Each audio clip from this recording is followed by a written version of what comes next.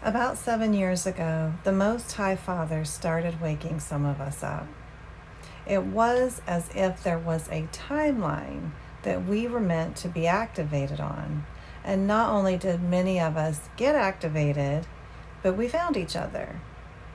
This is all a divine plan that only could be orchestrated and instructed by God.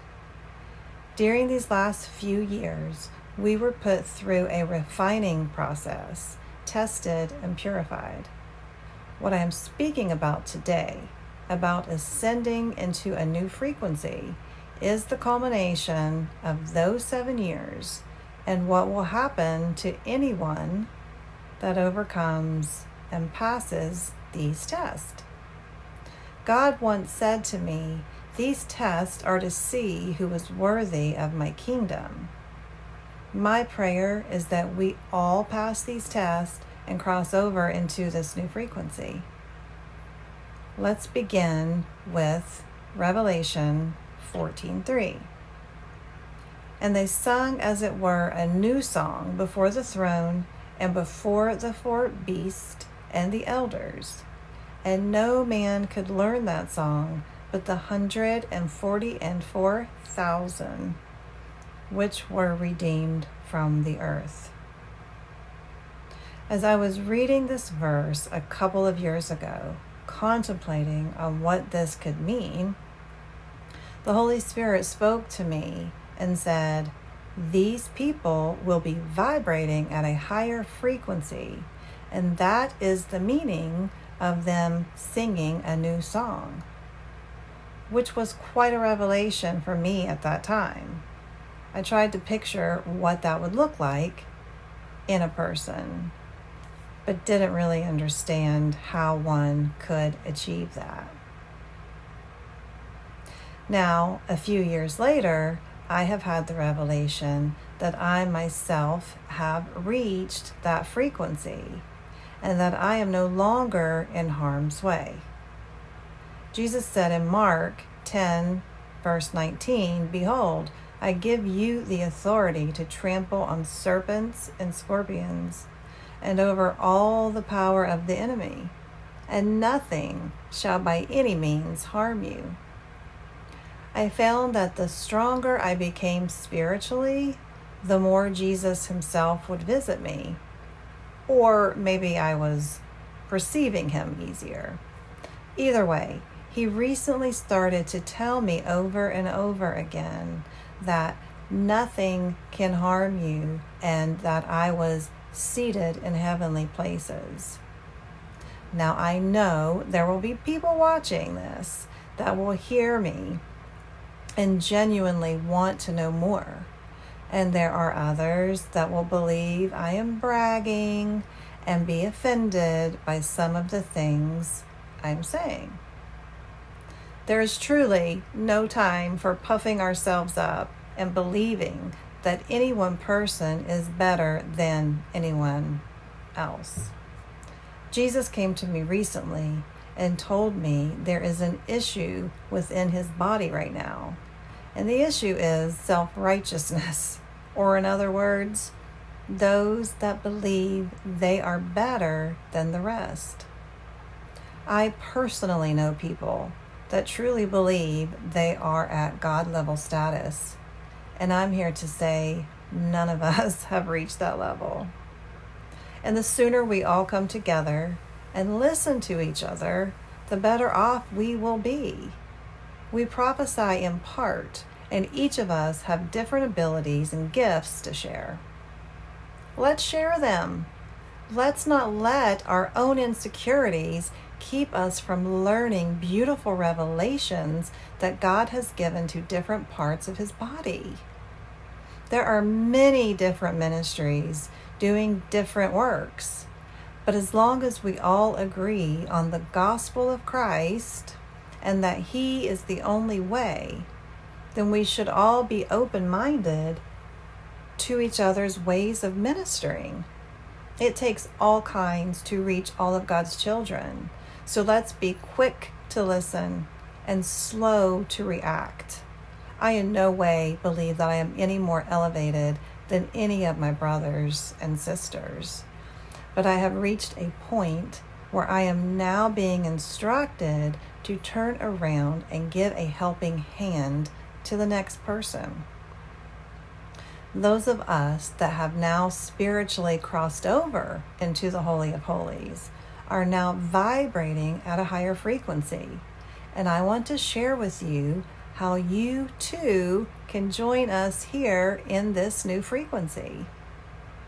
The time is now. The door is opened now. And on May 22nd of this year, 2022, some of us crossed over into our spiritual promised land. Just like Moses led the Israelites out of Egypt into the desert, and then after many years, Joshua led them into the land of milk and honey, the promised land. I am here calling all Israelites, all of the scattered tribes of Israel, to come and learn and grow and cross over into your promised land. This may be a surprise to some of you, but if you have accepted Jesus Christ as King of Kings and have allowed him to be the ruler of your life, then you, my friend, are an Israelite. Is real light. Jesus living in you makes you real light. Those of us that have crossed over or are in the process of crossing over are called first fruits. Just like Joshua and Caleb went into Canaan to explore the land God had promised to the Israelites, there are those of us that have been called as apostles, as foundation layers, to go first, to check out the land and report back. There are different ways this exploration is being done. But in this situation, there are those of us that were led to each other, and throughout these past few years have learned together who we are and what God put us here on earth to do. We came ahead of everyone else to pave the way, to make the paths straight, to make it easier for the next person to cross over. Now, Jesus is instructing me to turn around and give a helping hand to the next person. So that's what I'm going to do. Let's talk about frequency. In Genesis 1, verse 3, God said, "Let there be light," and there was light. He spoke light into existence. And in John 1:1, it says, "In the beginning was the Word, and the Word was with God, and the Word was God." So in the very beginning of the Bible, it says God spoke light into being. And then at the very beginning of the Gospel of John, it says the Word was God. We understand this as Jesus is the Word, and he is God, and he is light. So if the Creator God, Father of the all, spoke creation into being, then everything is sound and therefore frequency. Our spirits are made from light and sound coming together. Now that we are here in flesh bodies made of the elements of the earth, including water, and a lot of water, I might add, it's obvious to anyone that knows anything about water and how it responds to sound frequency. Think Dr. Emoto here. If you don't know what I'm talking about, just search Dr. Emoto water, and you will find tons of information. We'll also be discussing this at a later time. But we can be sure to say that our environment, the things we hear, see, and allow into our bodies affects us in not only physical, but spiritual ways. From the time we are born, we learn very quickly how to get our needs attended to. If we're hungry, we cry. If we're sleepy, we cry. If we don't feel well, we cry. Depending on how our parents respond to our cries determines what we learn at that very young age. Some of us realize crying gets us everything we need, and some of us realize crying isn't enough or that it's a waste of time. You better try another way. Everything we encounter from birth is marked on our bodies or in our energy field in some way. As we grow in age, we have learned how to get our basic needs met. But who teaches us how to strengthen our spirit? Because of this spiritual need that is already in us, some people turn to religion, whether it be Christian or Muslim or Buddhist. Others turn to witchcraft or New Age. Some people are born into religions and don't really have a choice. But what if I told you that each one of these have parts of truth mixed with lies? And that the different religions were made this way so that those of us that were searching for God would never be able to find the full truth and live up to their full potential. I lived most of my life as a Christian, but was always searching for Jesus. I didn't understand if God was such a good God and wanted me to be happy and productive, then why was I struggling to get by? Why are most Christians struggling to get by? Why are we mostly divided on our beliefs? It is by design. A house divided will fall. Satan knows that when God's children all come together in one accord and all on the same frequency, that his time is over.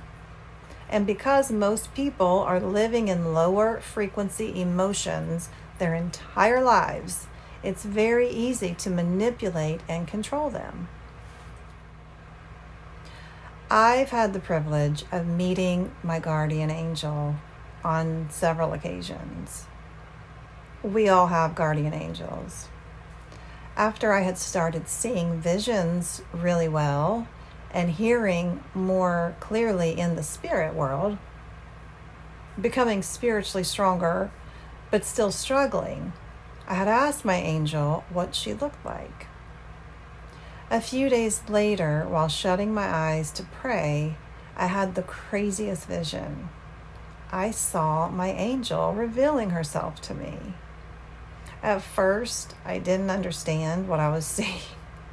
And then she said to me, "You asked what I looked like." It was such a cool experience. So a couple of days later, I had another vision while praying and asking God why I was struggling to hear from him clearly. And I saw my angel as if she was thirsty. She was panting for water with her tongue out like she might pass out. And I realized she was telling me she, or my spirit, was spiritually thirsty. I hadn't been doing the spiritual work the way I needed to be. In the next few weeks, I will be sharing in the blog and by video the things I was taught by Jesus Christ himself.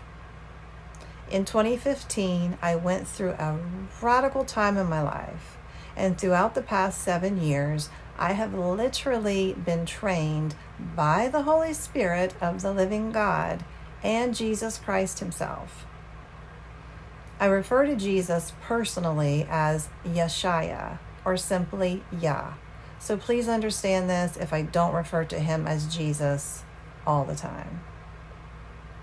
There has been a remnant of God's people that have been in hiding, so to speak. He started waking us up a few years back, has gathered us in groups, and has taught us many things. During this time, we have all been purified by fire and tested to prove we are worthy of his kingdom. Some didn't make it and fell off along the way. Some were removed by God. Those of us that were left standing have been given our appointments and just recently given our walking shoes and told to go out and begin teaching what we have been taught. Jesus said in Mark 10:45, "For even the Son of Man did not come to be served, but to serve, and to give his life a ransom for many." This video and these teachings are given freely to those who truly want to know Jesus. Even now, he comes to us and teaches us these things so that we can be set free from the chains that we were put into upon entering this world. This world is not of God, and we were never meant to make our homes here. We are merely passing through on our spirit's journey. And one day, when these flesh suits give up on us, we will take all we have learned here and move on. Where we move on to depends on what we did while we were here. In the past few years, Jesus has truly changed me. He has given me a new heart and compassion for my brothers and sisters.